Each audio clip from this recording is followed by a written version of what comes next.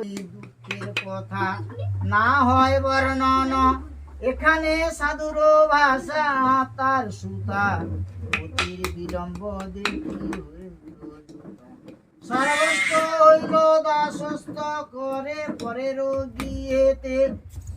একদিন সাধু সতা বেড়াইতে গিয়া আনন্দিত বিপ্র ঘরে সিমিও দেখিয়া বিষয় মানন তথা করিল মাননা, সীতাপতি উভয় গিয়ে আসিও কামনা।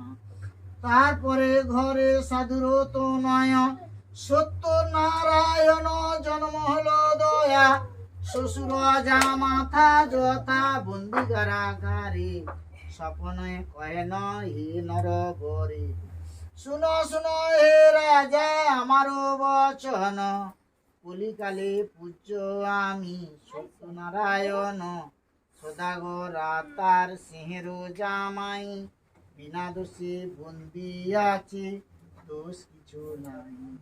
রজনী প্রভাত হইলে দুই সদাগরে, 10 গুণ ধন দিবে তুষিবে